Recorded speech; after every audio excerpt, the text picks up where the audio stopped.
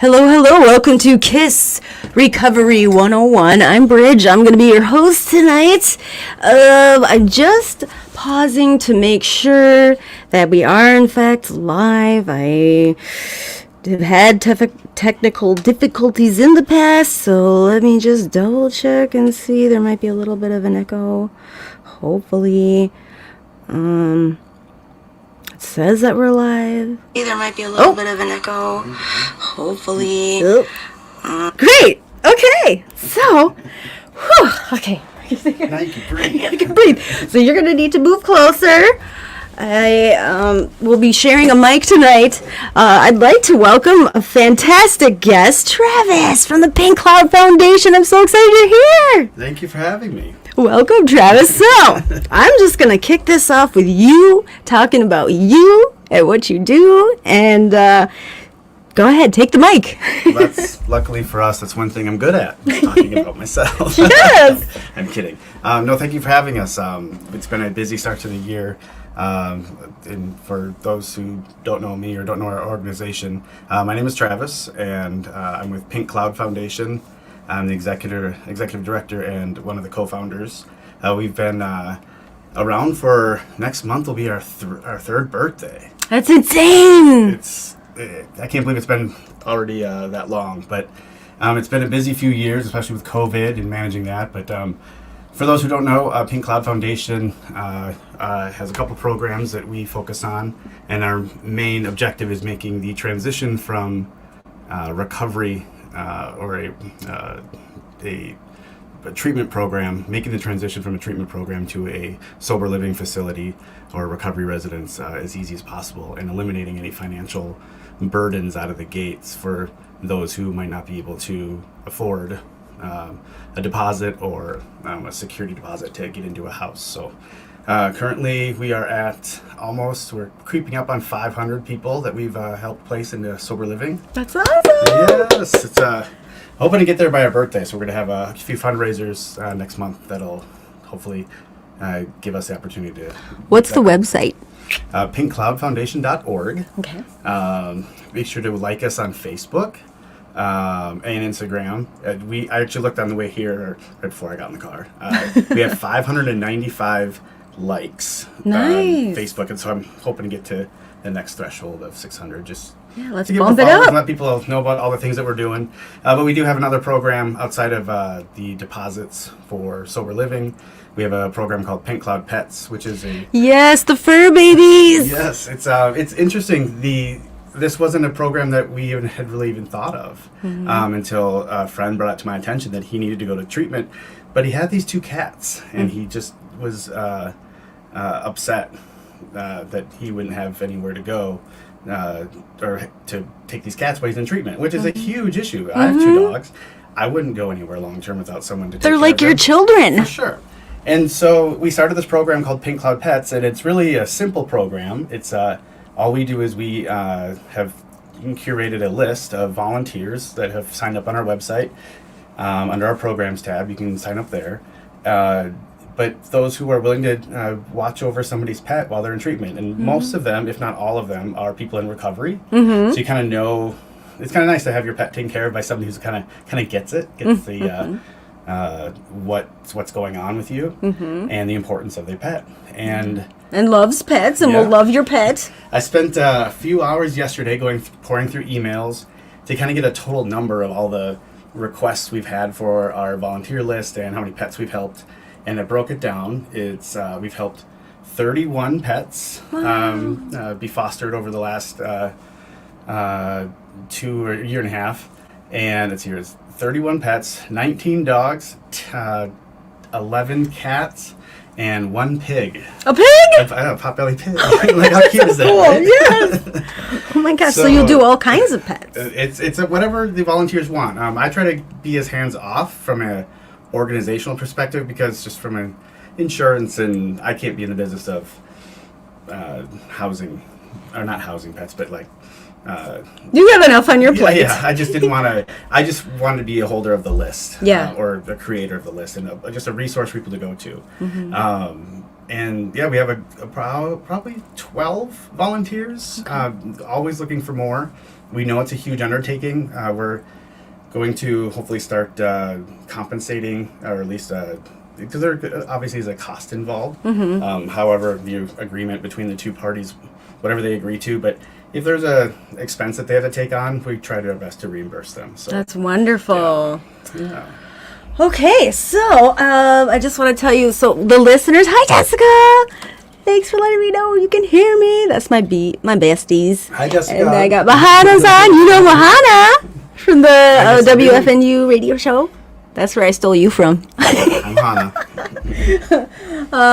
But yeah, I mean, just you being on that show and just hearing what you do. I mean, I've heard, the Walk for Recovery. I went to your booth for a minute, and I mean, there was so much there, and I didn't take it in fully.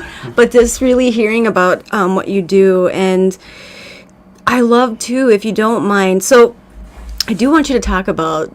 We'll talk maybe a little later after the clip about what Pink Cloud, you know, the name from, because I think a lot of people, especially coming out, I didn't know what it was coming out of treatment. They talked about it in treatment, but I was like, yeah, right, that's not a real thing. And lo and behold, when it hits, it's sucky. So I'm curious how you came up with the name, and then also like what we're focusing on for the show tonight is one of the 5 main paths to recovery is your recovery environment. And how hard is that when you're getting out of treatment, you feel good, you're on that high, and then you have to go right, you don't have the opportunity to go into sober living if that's like something, I know that I could have used that a lot, but you have to go right back into your same environment, you got to go right back around the same people, and gee, I wonder why I kept having reoccurrences after reoccurrences. And that's exactly why as we've been growing this organization, the frustration that we've learned is that we lose so many people right after they leave treatment simply because they don't have the ability to pay a deposit to get into a house. Or they just don't even have somewhere safe to go. So what do we expect? I mean, they're going to go right back to the environment that they were in. Which is around people that are probably using, unsupportive people, or just on the street. It happens all the time. We get applications all the time from people who are living out of their car, or living on the trains, living in the light rail. Like, it's unbelievable, the stories that we hear. And what do we expect? So if the resources aren't available, that's... What are we expecting? That's a huge, big barrier right out the gate. So I call it, it's like having a safety net with holes. We're going to lose people, right? And we're, as a state, the government pays for treatment, will pay for your housing, but they won't pay the deposit. So that's what we're trying to capture, those folks that can't pay the deposit. And yeah, so that's what we got started. And we need. Yes, it's been really great because we've been placing almost 500 people in sober living, but we've had over 2,000 applications. So that we're missing some folks still. Right, and what's the reason you think that those other 1,500, can't get accepted? For our organization, we just don't have the money. Yeah. That's all it is. So you hear that, folks? If you want real, direct service, you want to donate, this is an organization to donate. It's going straight to those folks who need it. Yeah, we have, I don't take any pay or salary or wage. Nobody on our small little group does. It's all volunteer based. I do it on the weekends and at nights, and it's just something that I've kind of fallen in love with, and it's a labor of love. Yes, it's from your heart. I can feel it. But it's our goal ultimately is to either partner with another organization to really begin legislation or get grants to cover these type of folks. Because this is a gap that shouldn't exist. Huge gap. I mean, it's the fact that we're only able to fill. We've been really successful. We're only able to fill about 20% of that gap so far. COVID's making it worse. One of the studies that just came out said the United States just reached 100,000 overdose deaths in the last 12 months. Isn't that insane? It's only getting worse. Yes. And a lot of these folks just don't have a place to go. And so how can we make that easier? Right, absolutely. And I keep sharing this, but like Dr. Gabor Mate, I'm a fan of him. But he like when he said this, it laid it out for me. Like every 3 weeks in the United States, we have a 9/11. That's how many deaths we are losing to overdoses. Isn't that sad? Yeah, and that's the reality. In Mahana, I'm going to talk about, he's doing the Steve Remler Hope Network. He's doing in training, naloxone, the overdose prevention training. And that's going to be January 28th. I think it's a Friday. He's going to have 2. They're virtual. I'll post the information. There's a flyer. But he this is what he says he does during the training. Every 7 minutes, he pauses and says, that's another person we've lost to overdose. Every 7 minutes! I'm kind of nervous about I'm excited to go to his training, but I'm like, that's the reality. I want to make another point, too, which I think is really important, is because a lot of folks, it's hard right now during COVID, it has been for the last 2 years, to ask people for money. That's one thing I've had to really get comfortable with, is to be kind of annoying about it. And the reason why I think this organization with Pink Cloud Foundation is so important is the money that we're putting towards helping people. It's not just random individuals that we're hoping get better. These are people that have put in the work, that made those steps of going to treatment, completing treatment, and now they want to take that next step. So we're not trying to. These are dedicated individuals, yes, as opposed to hoping somebody goes to treatment someday and makes it through and goes sober living. These are like people they're already on the path. They're on the path and they want to stay on. They've applied. So we know that those dollars are going to be put to really good use. Right, and this is our opportunity to extend that hand and pull them through, And that thing is like, sometimes when people go to treatment, typically, and they don't have health insurance, you don't go to treatment with a ton of money in your pocket and tons of people. Sometimes none. Sometimes zero and just negative checking account. Yep. Zero friends. And they say one of the biggest reason for relapse or return to use is stress. Yeah. And the number one form of stress is financial stress. Absolutely. So I feel it's a huge disservice to our community to get somebody through treatment, whether it's 30, 60, or 90 days, and then say, okay, day 1, outside the doors,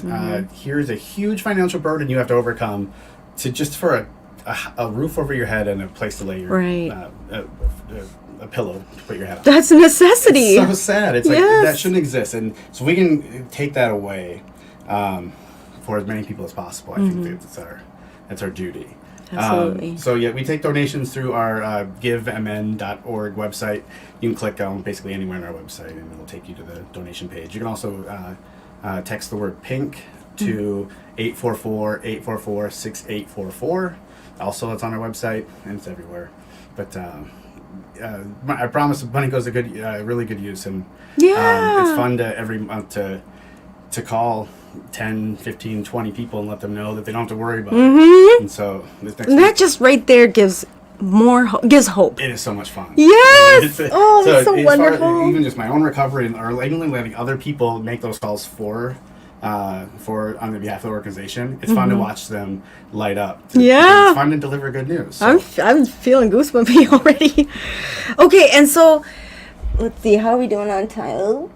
Got somebody I gotta block. Okay. I've been getting trolls lately, which is probably, flattering, I guess, because that means it's getting out there more, but it's also annoying. Okay, so you have not heard my podcast show yet before, have you? No, I have not. Okay, well, and there might be some new listeners, so I just want to fill you in on what to expect. So it's about an hour. I'm a rule breaker, though, Travis. I've always been that way. But I'm also, on the flip side, I try to be kind of somewhat organized and planning. And so I do have alarms that keep me on track. Okay. So the first segment we will have, after I play this fantastic clip that you did listen to, we're going to talk about that, is called the Hot Seat.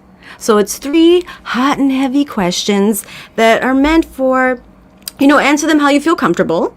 But they're meant for, somebody out there might be asking themselves that same question, and something that you say they might be able to connect with. Yeah. So I'm looking forward to it. Okay, and it's hot in this room, and then lately I've been playing a fire sound effect just to make it more intense. And then the last segment is just live Facebook memes, which I invented because I just love memes at the end of the night. It's such a great way to just kind of lighten my load and not think about anything important. I sent a few of them today.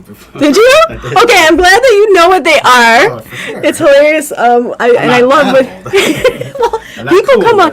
I just recently learned about them, and I think that. But yeah, so it's random ones throughout the week that, for whatever came up on my timeline, I liked them, and so what I'll do is I'll flash them from my phone to you, and like Facebook, you're gonna like or heart or laugh out loud emoji, just your reaction, and then you're free to comment as well. Okay. So it's meant to be, and it could be like an aha one.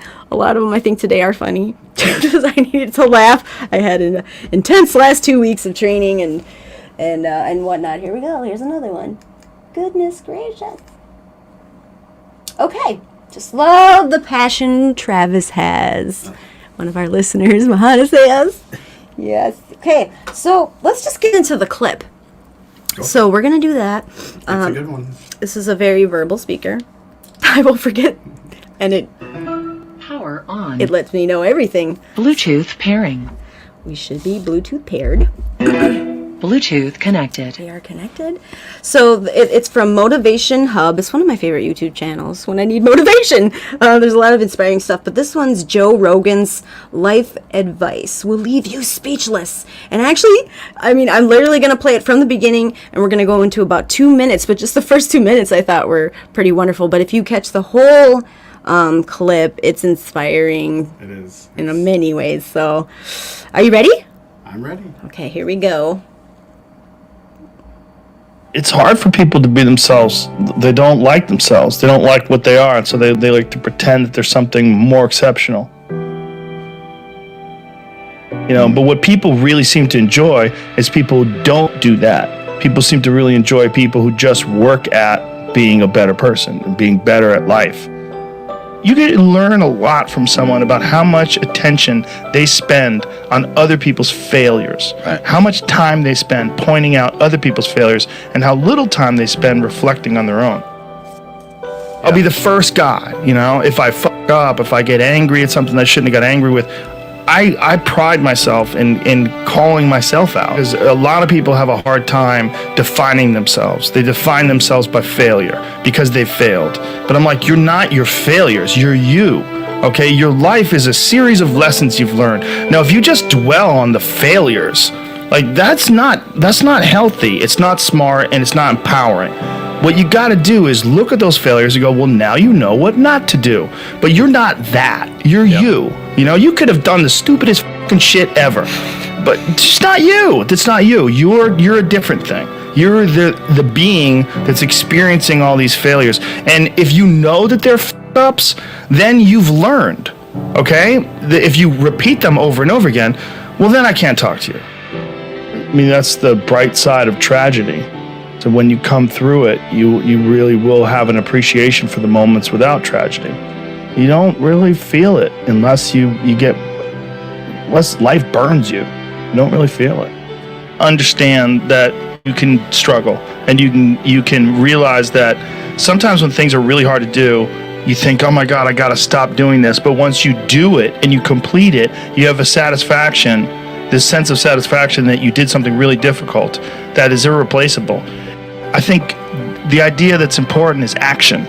Do things. Yes. Actually do things. To procrastinate and sit around and debate things forever before anything gets done, yeah, there's a proper balance, though, of enough action and enough thinking. So I picked that clip, and I love that clip because for me, when I finally, on my third treatment, graduated, got out, I was on that high of I was able to not even look at my past. That used to be a big problem for me. All my failures, all my F-ups, all the things that I did wrong and people like to tell me I did wrong and remind me of.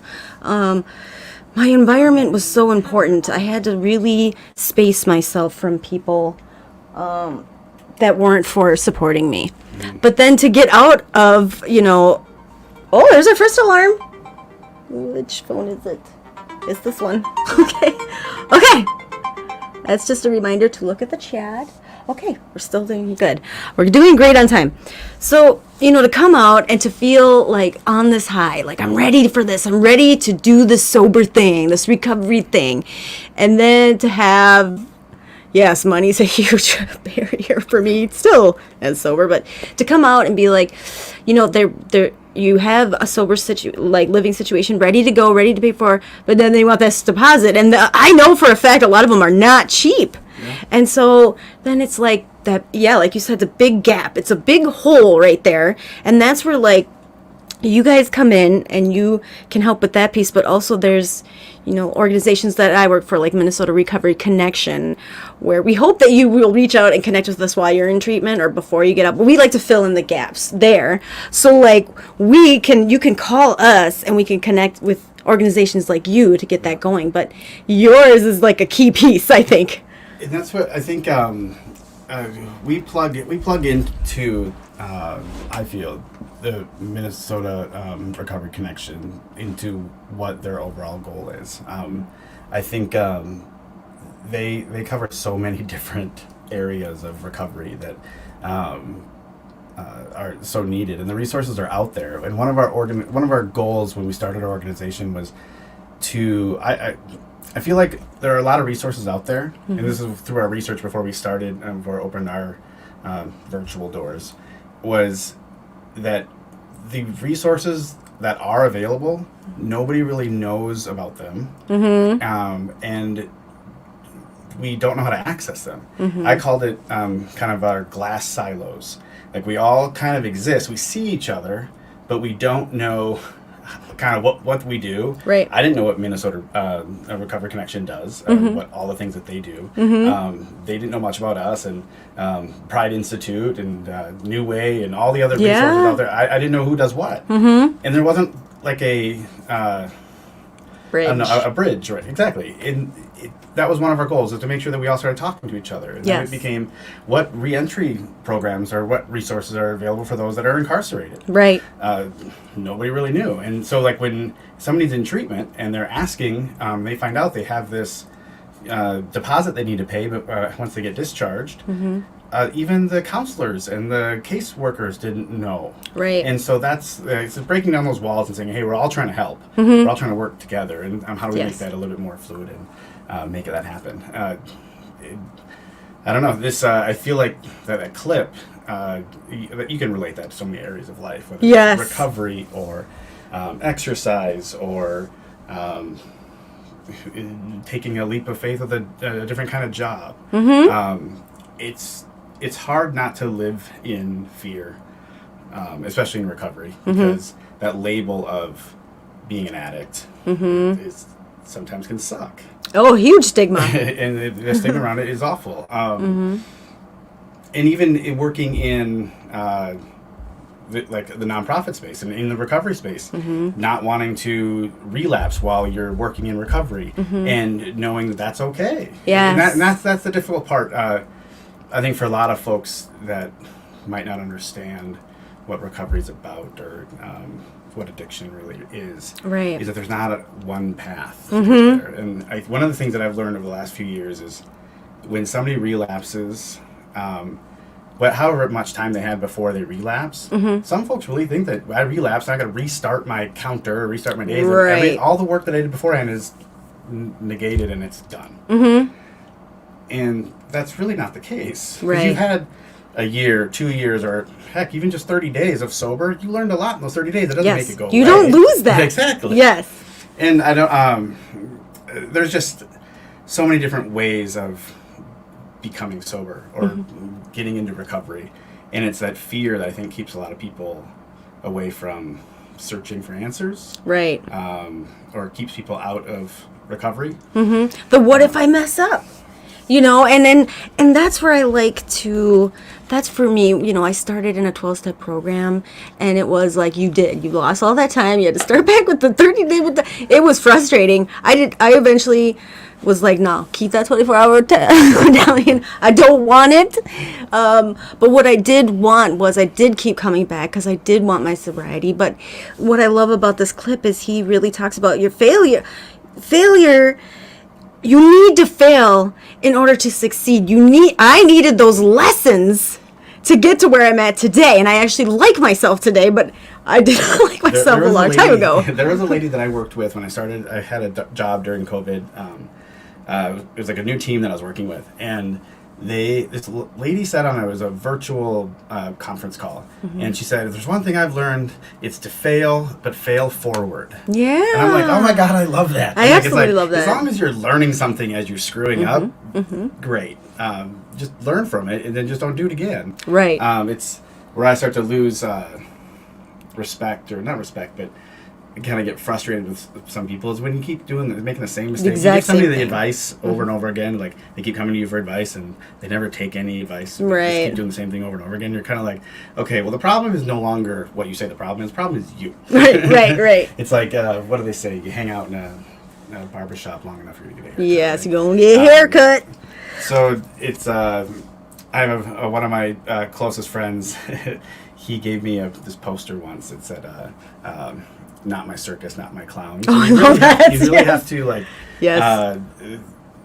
make sure you're surrounding yourself with the people that aren't part of the circus. The question is not why you hang around with these clowns all the time. The question is why you keep going to the circus, right? And so I just love that's hanging up in my bathroom, this big frame poster, and it's 100% true. Yeah, but also I think to that clip, we also want to place our fear in of being judged and or coming back to a meeting or coming back. A lot of that we're saying, well, they're going to judge me, and really they're not going to. No, we don't shoot our wounded. So it's all our own internalized fear. So I don't want to say that the program it's just a natural human reaction, I think. I feel like there's healthy fear. Yeah, there's healthy fear. There's healthy anxiety, and then there's not healthy fear.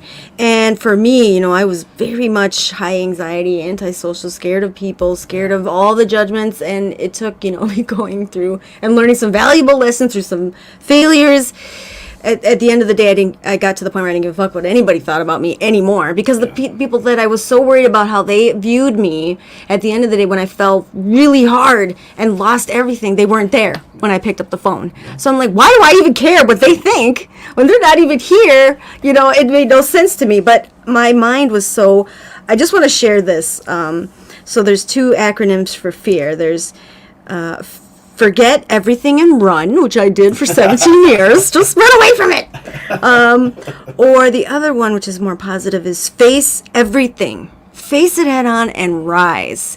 And for me nowadays, if I feel anxious or fearful about anything, I jump right into it. As long as I know it's not like my safety's not a concern.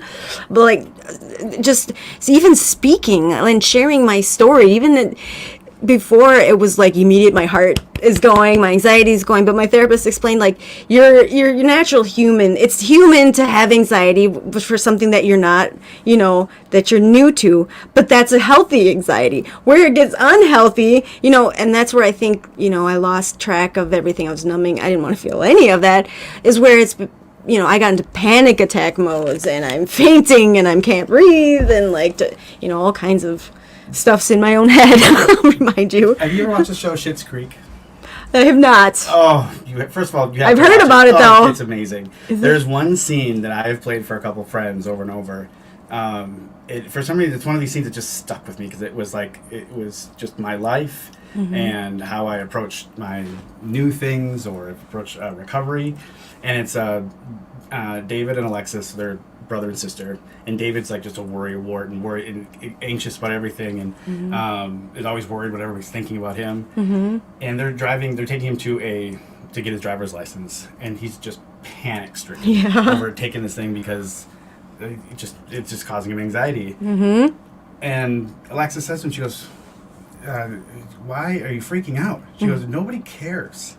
Nobody spends as much time thinking about you that you think they do. It's really, she goes, stop. She goes, nobody cares about what you're doing. Nobody cares if you're going to pass this test or not. And it's so true because yes. The amount of time that we spend worrying about what other people think of us, really, they don't give a shit about us. Yes! or what Everyone's what in their we're worried own about. They're world. worried about their own crap. Yes. And so every time I am in that type of situation, I always leave it to me to leave a stupid show like that to give me good life advice. Yeah. It's just that Doesn't nobody sound like a cares. stupid show. I mean, I wish they cared that much, but Mm-hmm. I mean, on honesty, they're all worried about their own thing. They got their own thing going on. And Yes. they have their own stuff they're worried about. So really, nobody cares. My friend Do your thing. Christine. Just take the leap and do it. Yeah, she said what somebody thinks about you is not your business. And at first I was like, that's rude. Yeah, But I'm like, Sure they do. that's a really good point. Like, no, it means well. Oh my gosh. Still getting folks on here. Okay, so listeners, I encourage you to interact, ask some questions, ask some, give some feedback, some comments. I know Mahana has had a rough few days, and he was like, "I'm just gonna veg out." So Mahana, I know you're listening. You got a good question? But are you ready for the hot seat? I'm always ready. Okay, here we go. So I'm excited for this one. We'll see if we can do the of course, my speaker You just gotta went repair off. it now. Yep. Power on. It's my technical assistant for now. Bluetooth pairing. I'm also looking for someone to do some service. So we're going to do Bluetooth the connected. hot seat. I handwrite 3 hot and heavy questions. And we're just going to jump into it. I'm not even going to explain it. It explains itself. I've explained it enough. Here we go. This is funny. I'm going with the wood burning fire. There's different ones. Does that sound hot, Travis? Not that hot. A little spicy. Okay, so we're gonna let that play. Okay, question number I 1. feel like I'm at a campfire. It's kind of relaxing, It's right? Just let me know if you do start sweating. I'll turn it off. Okay, number 1. Who was the last person to make you cry, and why? Oh, last person made me cry. Oh. Does it have to be like in person? Like. So It's all how you perceive it. I watch a lot of YouTube videos, and so Same. And my go-to emotion or reaction to any type of emotion, I'm a crier. I cry just about anything. Yes. So it'd have to be some video that I watched. I know I made you watch that one. Yes. Oh my gosh, her voice is amazing. So everybody who knows me knows that I'm a huge Cher fanatic. Like, Yes. Even my license plate says Cher fan. Rightfully so. Cher's fabulous. And there's a song that she sings called "Believe," and it's like a dance floor, happy, upbeat song. Well, there's a singer. Her name's Ella Henderson. She's now world famous, and she sings a song called "Ghost" or something. But when she auditioned for, I think it was X Factor back in, I don't know, 6-7 years ago, she redid "Believe" by Cher and slowed it down. And I promise you haven't listened to the lyrics of this song. It's like a whole different song. It's a completely different. The lyrics all of a sudden meant something, right? And your heart will break if you've been through any type of heartbreak or divorce or a relationship that went bad. This song will ruin you. I think that's the word that I use with you. I love that. And it's like it does ruin you. It's upbeat song, and it's like it has a good message about it. That you know what, there's that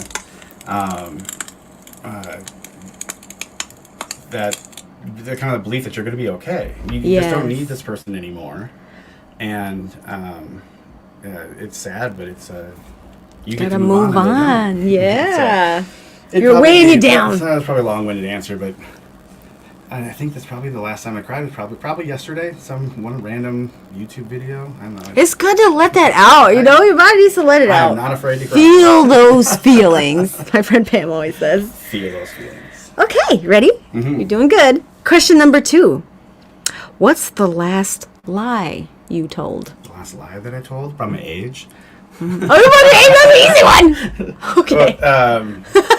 My online profile, I think it says I'm 38 or 39 probably. I haven't updated it. And I now turned you can be 42. truthful. Oh, really? 42 next I month. thought you were younger than me. I just turned 40 in August. Well, I'll take that any day of the week. 2 years. Okay. Oh. I've lied. let's see. Mahana's got some. He says Schitt's Creek is binge-worthy watching, and they have to start over again, just like Recovery. What is that? Oh, like the Schitt's Creek has to start over again? I don't know. I don't know. They have to start over again, just like Recovery. Elaborate, Mahana, because I could take that in all different kinds of ways. All right. Question number 3. What's something you consider unforgivable? Ooh. And take your time. We're doing great on time tonight. Unforgivable. Something that you would consider. I think purposeful destruction of somebody else. I think anything, if you're doing something on purpose to hurt somebody. Malicious intent. Yeah. From rumors or, I don't know. Do you have an example or a story? You're just blowing through these questions, so we got time. Tell a story. I don't know if I've ever. If it's about malicious intent. Oof. I don't know. What was something unforgivable? There's that new TV show out with Sandra Bullock called Unforgivable, right? Or I've seen her a lot, but I don't watch TV much anymore. Too social. Unless someone tells me to, I will try. Unforgivable. What's unforgivable? I guess I don't have an example for it other than that I don't think there's people in my life that I've had to not, that I can say, oh, that's unforgivable, you're out of my life. Mm-hmm. Well, forgiveness is key. However, there's my favorite word, boundaries. So someone might have done something that I forgave them for. It doesn't mean I have to allow them in my life still. True. And I think that really comes back to not my circus, not my clown. Yes, right? the monkeys, the dancing monkeys. It's, okay, somebody did something bad to me or bad to you, and you forgive them and you go back to them again and they do it again. Right. And then you go back. It's like... What's that saying? It's, hurt me once, it's your fault. Shame on you. Yeah, do it twice, it's my fault. Yep. It's your fool me once, shame on you. Fool me twice, shame on me. Right. And that was a circle for me. And it was more like this constant need to people please. Like, I just didn't want people not liking me, and I just didn't want people thinking I'm mean or heartless or whatever. And at the end of the day, I realized that was just in my head, and they never are gonna like me, and I don't know why I even care if they like me or not. I don't know. I'm trying to think of a good example of all this, but maybe I'll share a story. you go for it, and maybe I'll find. Maybe something will come. Okay, well, this is gonna be heavy. I like heavy. I've never really openly shared this, I don't think, on a public platform, but here we go. Okay, so dark days. I was taken away in the ambulance. Okay, scenario. And there was 4 key people there. Okay, there was... Okay, but maybe I shouldn't... I won't say names, but there was a nanny. There was a person's girlfriend. There was my family member who was living with me. And then somehow another ex got brought into the picture as well on the phone. Anyway, what was so unforgivable for me was, I almost died. So when I came back to life, I came out of the hospital. Of course, my mind was very unclear on what had happened. I remember just bits and pieces. And what was so frustrating is I had all 4 of these people all telling me their different versions of my effing truth. And it was the worst feeling. I feel like when in the 12-step groups, they say you feel powerless. I was so powerless. I felt no power. I felt powerless because these people were telling me what my truth was. And, I didn't know because I couldn't accurately remember it. And so it was hard because, that would happen a lot of times. I'd go off of what other people told me happened, and usually it was not a good thing, and I just felt even shittier. But the fact that, the piece that was frustrating was because I needed to know this truth because my children were present. And I needed to know the truth so that, I could be prepared for what when conversations happened, right? So I finally called them out. Oh, there's we're on a hot seat one. Perfect. I called them out and I said, how about all 4 of y'all? Let's get in a room together and you tell me the one truth here, because I'm hearing all different versions. Even tones of voice was so manipulative. In certain tones were like, it's my fault, I'm a shitty person. Other tones were like, it's not your fault. Oh, and this person, probably weren't saying that. They were just telling me all these awful things. So, of course, none of them agreed to it. Agreed to all meet together and have this one truth.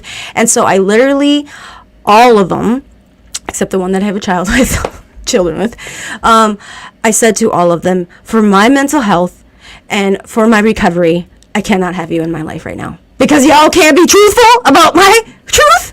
And here's what's interesting is most of all 3 of them, even the 4th one, they took the space, but there was one particular person, I won't say which one of those, who would not let it go. And she contacted each and every other member of that 4 and was like, hey, but I didn't mean it like that. And you said this, and they were just like you just said, that whole circus. I let them figure it out until one of them called me, and the ex was like, but she said, you said this. I said, you call her, you believe what you want, but I'm walking away from this. I'm going to lose my sanity of what's left.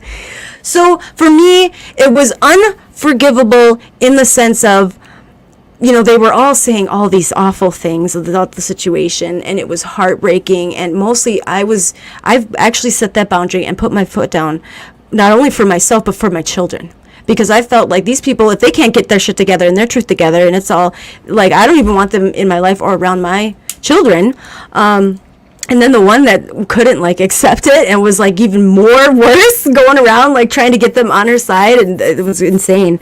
But it was unforgivable in the sense of I gave them that boundary and I said, for now, respect my space. So for me, that's forgiveness, because I didn't say forever. You're never allowed to talk to me. I did that to many people. I never want to talk to you again. I'll ghost your ass. You're done. Are all those people in recovery?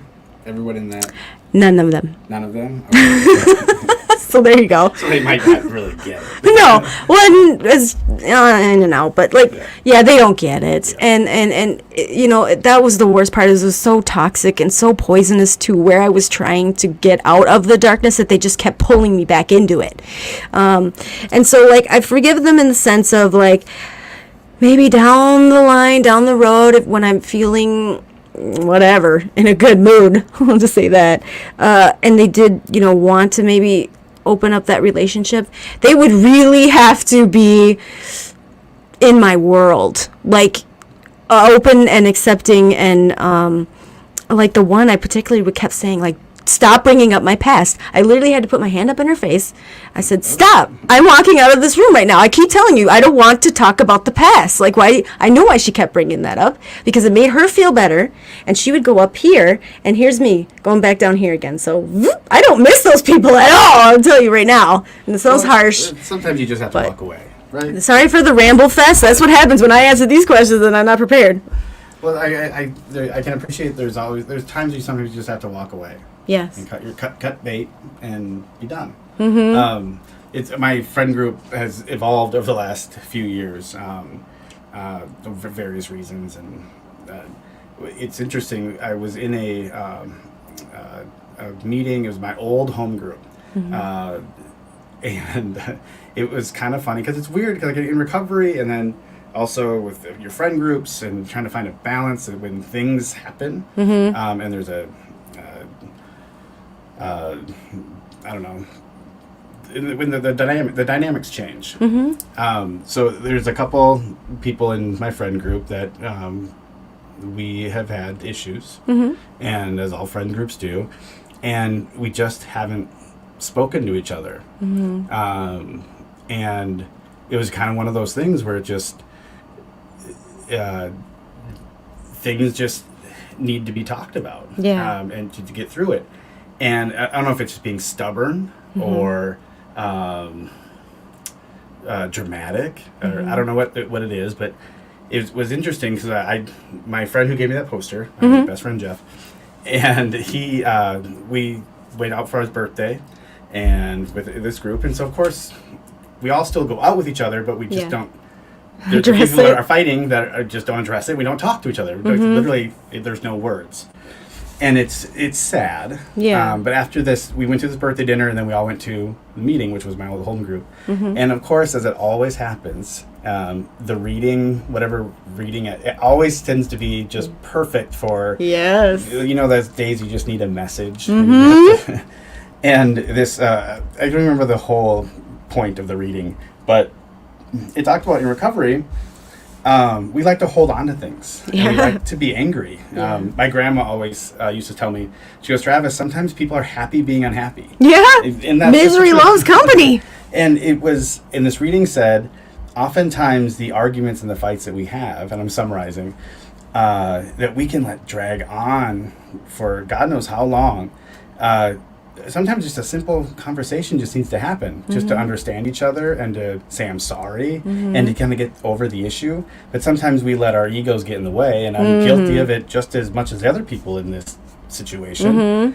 And it's when really sometimes just a simple short conversation needs to happen, but we'll let it carry on for weeks, months, and years. Somebody's got to extend the olive branch. And that's and that's exactly what's happened in my little friend group is between me and a couple other folks.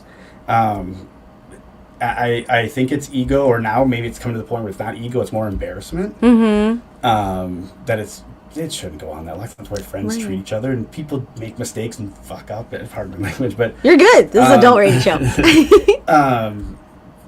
and forgiveness needs to have an environment to happen. But if you're just afraid to have a simple conversation about it, this problem is going to keep going on and on, makes everyone uncomfortable, and that's kind of it's sad. It's a bummer because we're all missing out on really Right. good things that are happening in each But other's lives for somebody no reason. needs to be the bigger person.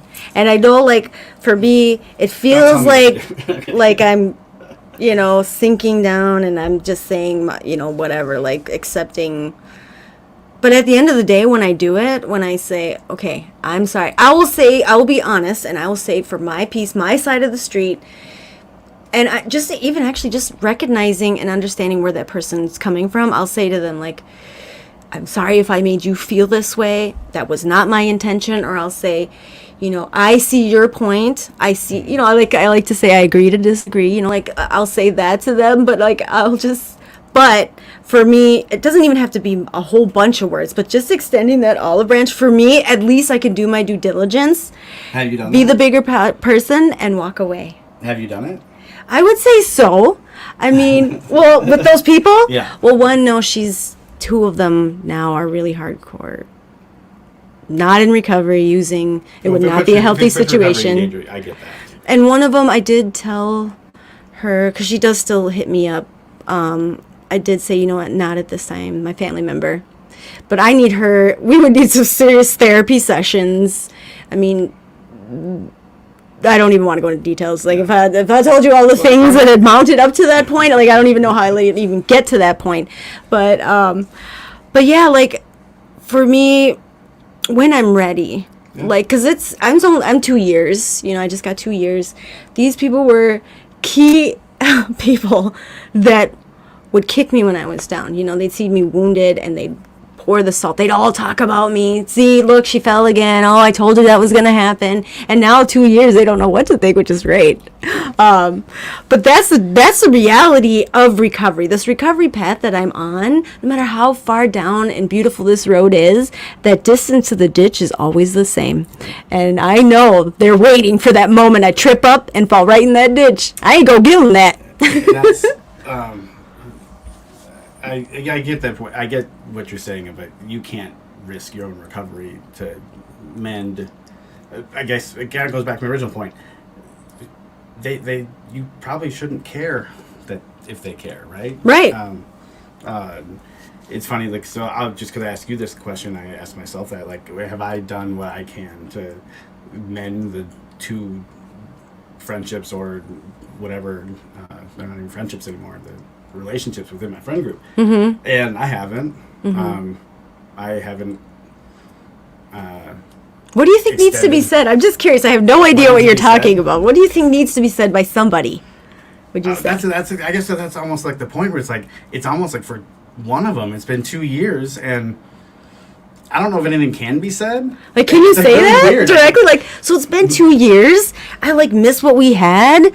If this is healthy. Like, I don't know the situation at all. Oh, there's our meme alarm. One of them yes, one of them no. Okay. And I think it's okay if friendships can.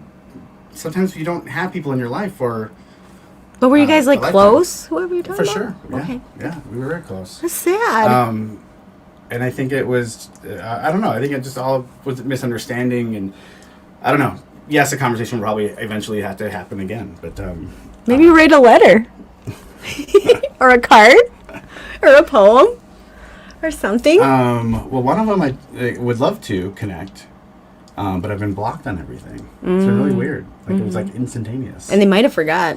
I've blocked people and forgot. You They're never like, know. I'm like, why aren't you messaging me? I thought because we saw each other in person. Yeah. They're like, I'm still blocked, dummy. It's like, oh my God, you are.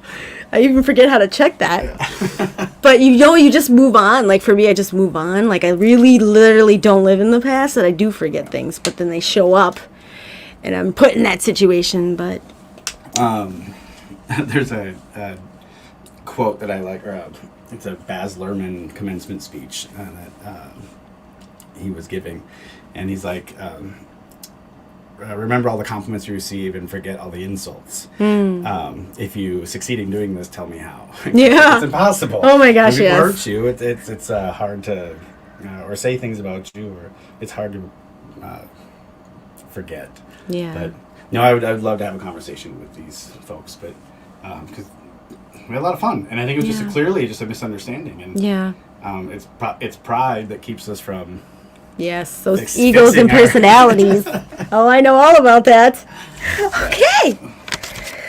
I think you can get there. Maybe it'll be I a know I message or can. something. I know I can. I don't know the situation, but I know for me, so my ex, one of the people that wasn't present, but like on the phone, obviously I had to like move on from that, and I feel like I did have a good conversation. I said very minimal, and I said, though I do care about you as a person, because it is important that we have a good co-parenting thing. But mind you, like, there's a boundary set. So like, we're going to do this thing, but I'm not going to let you cross that boundary. Like as soon as I feel like it's becoming toxic or negative, I just simply take a pause. Like I just don't type, but I take a time to calm down and let him figure his shit out.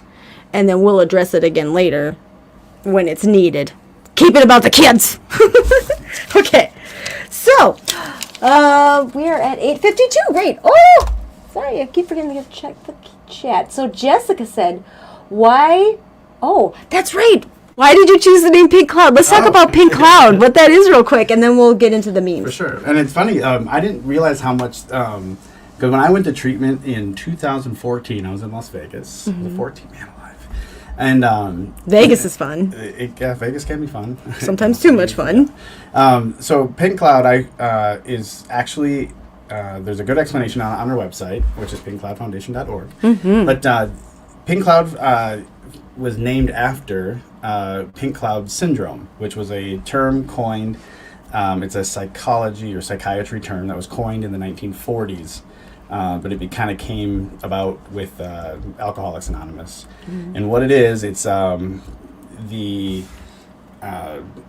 it's a name for when your brain first starts getting sober. And when you say, okay, it's usually in days 14 to 45 is what they say in medical textbooks, is when you are actively using drugs, alcohol, and you get that rush of dopamine and serotonin, all those feel-good chemicals. Feels good. Your body stops making them naturally because they're getting them From whatever synthetically substance. from whatever substance you're using. And so when you get sober or stop using, your brain starts making them again. And what happens is that it starts to make way too much of it. So if you think of it like a pendulum, where it's one way, it's all the way on one way when you're using, and then you stop using and your brain turns on and the pendulum swings all the way the other way, and it's going to slowly start to find an equilibrium right in the middle. But when you have way too much serotonin, dopamine, all those feel-good chemicals, but you're not using, you're kind of like in this natural high. You're like, oh, I feel great. I feel fantastic. I got this figured out. They call it pink clouding. I don't know where the actual name came from or why pink cloud, but it's a very good feeling, but it's also a very dangerous place to be because you get overly confident. You think you got this licked. I don't need recovery. I don't need to go to meetings. And ironically, that day 14 to 45 in there is usually when people get discharged from the treatment center. So that's a very precarious time when you're leaving treatment on that pink cloud phase in your recovery. And you also now don't have a place to go to live. And so we thought it was just a perfect thing to name. Yes, because that's really what it is. It's right in that time. Right on that fluffy white floating cloud, and then here comes the rainstorm. Well, and that's it's interesting. Where's the umbrella? When people relapse during that time, that we kind of got to start all over again. So our goal with also it's just a fantastic marketing piece, like the pink and the cloud, and it's great. There's a pink cloud. There's a pink cloud app. I think it's a AA meeting finder as well. So pink cloud has been a long time in recovery, or it's been around. But a lot of folks thought that, or I think, who know me and know our other co-founder, who's no longer with the organization, but we both belong to the gay, lesbian, transgendered, LGBTQ plus community. I got all the letters there, right? Yes, you did. So people sometimes it's just our society, they associate pink with being gay and pink or feminine, and they just thought that we were just like a gay organization because we happen to be in that community, and it's couldn't be further from the truth. Right. We've helped. I think our demographics right now is 8 or 9% are identify as LGBTQ plus, and the other 90 some odd percent are all straight people. So we're not a gay organization. We just happen to. That's how we kind of. That was our. Well, I just came to your booth because I like pink, and I especially am attracted to males that wear pink because I'm like, ooh, they're secure. I'm going over there. My hot pink shoes. And you got the best shoes on. Oh my gosh. Yeah, I'm gonna get the hookup on those. Yeah. So pink cloud is actually a medical term. Yes, and it's very known, like especially nowadays in treatments. Like my last one, we spent the whole night, 4 hours on it. So I was like, oh, it is a real thing. But I remember time and time again being on that euphoria, being like, I got this, I'm all for it, and boom, being dropped right on my ass and wondering what the hell happened. So you know what's coming. If you great know name. What's coming, you can kind of enjoy it. There's a Minnesota resident. She's like a famous ukulele player. Her name is Katie Vernon. She played at the Walk for Recovery. She was wonderful. And she went to Hazleton, and she actually wrote that song about Pink Cloud. And she kind of gave it to us to put on her website, and it's fantastic. She has a fun story. Her name's Katie Vernon. It's Katy. And on our website as well, we have her Pink Cloud song. But she actually wanted to kind of flip the meaning of it because although it can be dangerous and it goes away eventually once our brains kind of stay sober and figure out how to actually naturally produce those chemicals, she didn't want to forget about how great it made her feel. Yeah. So she wrote the song. It's an earworm for sure. It's addicting. Yes! Well, and that's where the recovery environment is so important. So when you do come off the pink cloud, if you've got cool peoples in your recovery circle, they're going to be right there to pick you back up and keep you going, and that was, I needed that.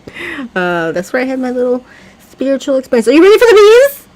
Oh, yeah, that's right. I forgot about these. Yes, my favorite. Last clip. Here we go. Okay, so luckily there's not too many. I kept it short and sweet this time. Okay. Here we go. I'm going to just start you off with the fat cat. So ideally, for the listeners, if you could just describe the picture and then read the words for the ones that have pictures. You ready? That is a big cat. Chubby cat. It says, I am so out of shape that if someone yells, run for your life, I'll be like, you guys go ahead. I'm going to meet Jesus. Jesus! You can send that one to me right away. That's fantastic. My son calls us the COVID bodies. Yeah, no, for sure. It just happened. Out before we started the podcast today. It was like, Like, oh my god, I gotta go back. Yeah. I love it. He just got his yearbook from last year, and it's crazy. He's like, oh my gosh, Bob, look at all of us have the COVID bodies, and we all look totally different. Okay. Where's Kermit? Oh, Kermit looks sad. Let's see here. It's a picture of Kermit. It's looking very sad. He goes, y'all ever just laugh at something really dark and just sit there like, what is wrong with me? That's, so I have a couple of friends. The things that come out of my mouth are, when I'm not filtered.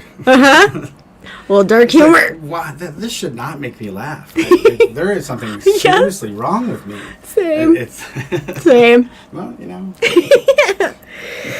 You know, and I have to laugh at some of the things nowadays, like especially at myself and things that I did before, you know, like I get people that come up to me after meetings and like, I'm like, they give me props for sharing that and being able to laugh about that because they were like, if that happened to me, I wouldn't be fucking laughing. Yeah. But I have to laugh at myself because, man, I survived that. So, oh, here we go. Here's just words. It says, if you tell the truth, it becomes a part of your past. If you tell a lie, it becomes a part of your future. That one is a fantastic one. Because, isn't that true?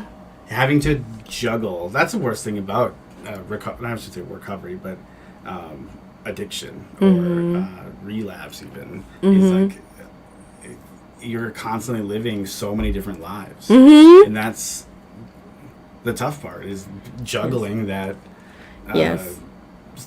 All the lies or all the situations and all the stories. It's a nightmare. Oh, yes. And when you're dealing with professional people and you're like, they're threatening to take this away or do that to me or whatever, my brain got so wired to just protect myself that even when I was amongst my own peoples in recovery, immediately they're asking me questions like, why do you need to know this information? Who are you? And what do you want from me? Like, you know, it took me a while to not instinctively go on that protective mode. Yeah. AKA lies, lying mode, or withholding the truth. That's funny. That's actually a really good one. Oh, this one's just funny. I don't remember who that is. That's from Top Model Judge. Yes, when I'm giving advice and I start to feel advised by my own advice, right? It's like that's what's so funny. Is like we're so free to give out advice, but we don't ever listen to it ourselves. Right. Yeah, I'm guilty of that.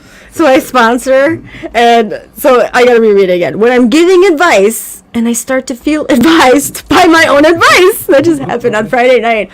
I'm like, man, that was some good ass shit I just shared, and a good thing I believe it.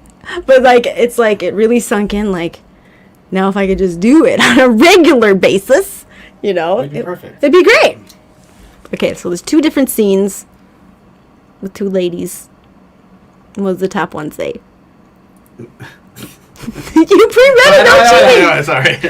So it's 2 girls talking, and one said, and it looks like they're talking about her boyfriend or some guy, and she's texting him, or was it? She turns to her friend and says, "He just won't laugh at my fruit puns," and the friend responds and says, "What a jerk! You gotta let that mango." Mango. You gotta let that mango. So I feel like fruit puns. Friend groups. I am like the dad joke person. Like, yes, I love dad jokes. I love that because it's like it's so stupid, but it's like the best. But it's so true. Favorite dad joke. Is, I got this one from a dad jokes group I'm in. You ready? Yeah. Harry Potter. Harry, I'm dead. Who is it? You don't know Harry Potter? Oh man. Okay, so that's Sirius Black. He's like Harry Potter's godparent. And then Harry says, "Are you serious?" Yep, I'm okay. Serious. I'm dead serious. That's like saying that dead, right? That's his name. That's Sirius. Fun, you know Harry Potter. Yes. Oh, that's sad. Yeah, I didn't think about that one. I think that not everybody knows Harry Potter. A little obsessed. Okay, this one's kind of good. If you're are you familiar with the 12-step programs? Yes. And you know step 4. I know step 4. I love this one. I don't always take inventory, but when I do, it's gonna be yours. But when I do, it's gonna be yours. Oh. That's a great one. Okay, so we only got, I'll do 2 more. This one I actually shared at my graduation on Friday. So I did the peer support specialist. It was a 2-week training, and I took I'm certified now, and the graduation. Congratulations. Thank you. Was that through MRC? Was that? Yeah, they paid for it. Okay, It was awesome. wonderful, and it was through RI. And but I don't know. Whenever there's like a graduation, I know I got to say something. I just quote something. It makes me sound really smart. So read this quote. Everyone wants to be the sun to lighten up someone's life, but why not be the moon to shine in someone's darkest hour? That's a good one. That's where I feel I benefit. I can be the most useful. Is all that dark shit that I went through. Like, I get it, and I'm not scared to pull someone out that's, way down in there. They don't scare me because I was that person. I like that one. Okay, last one. And Travis, I gotta say, it's been wonderful having you here in this hot ass room. Warm. Thank you. And thank you for the t-shirts and the bag. So again, throw that website out there. Please consider volunteering, donating, or even, what else can they do? Well, we have, so our website, obviously, like this, donating is obviously the best thing that we can. Yes. I have learned to become comfortable in asking people for money. Is there a minimum? That minimum, absolutely not. $5. Yeah. You don't need those 2 energy drinks. Just get, or whatever, fancy so coffee. pinkcloudfoundation.org. You can link to our donate page there. You can also text to donate. Just text the word pink to 844-844-6844. But we're always looking for volunteers for our Pink Cloud Pets program. If you have the ability and the space and you love pets, it's no obligation to become a volunteer. You can say no if somebody calls and says they have a pet they need to look after. You can say no. Right, right. We're trying to grow that list as much as we can. Because right now I think we only have like 12 people on it. And what do people have turtles? Like, turtles aren't hard. I've had requests Turtles will for get along with rats. dogs. I've had for and whatever you want to take care of. It can be. I've had somebody say that I can take up to 17 dogs. Wow. Which was crazy. I'm Yeah, they must have a farm. Oddly specific number. But and some people just have the capacity to just take care of one cat. And that if you're able to volunteer and just want the opportunity to talk to somebody who might have the need for a place to put their pet and you might have the space, go ahead and sign up. But just go to our programs tab and click on Pink Cloud Pets and fill out it's a really short form. We'll add you to our list. I'm getting some new hats. People at Walk for Recovery, everyone was asking for hats for sale. Oh, yeah. So we have hats that will be coming for sale.